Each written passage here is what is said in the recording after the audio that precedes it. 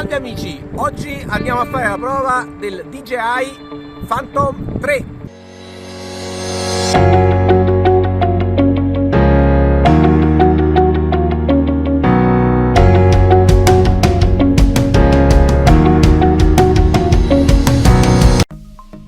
Ok, iniziamo la fase di calibrazione del GPS. Il DJI ha un peso di circa 1200 grammi e ha una velocità di quasi 58 km all'ora.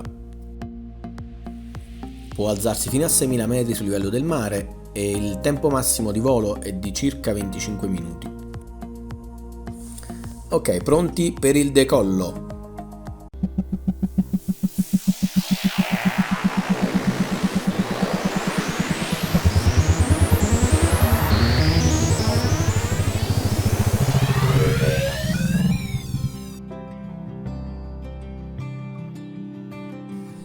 Facciamo qualche prova sull'acqua per vedere se il drone dà qualche problema, ma sembra che il drone è completamente a suo agio.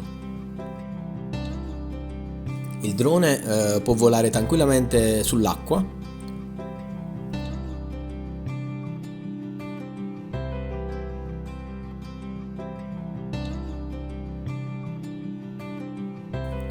Adesso andiamo a vedere la fotocamera come funziona. Con i video in Full HD e la fotocamera da 12 megapixel.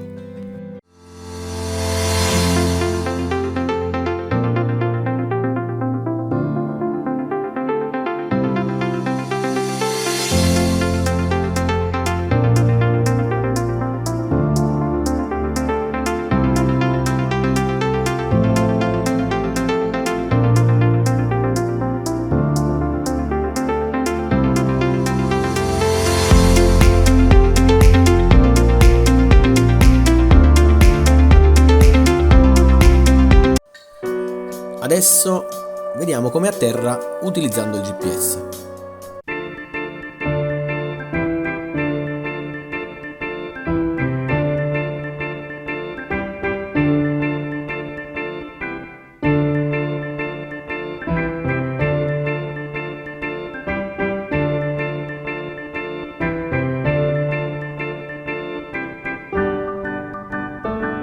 Questo drone si trova a cifre ormai accettabili sui siti, quindi credo sia ancora un ottimo investimento per chi vuole imparare a guidare un vero drone DJI con una certa qualità.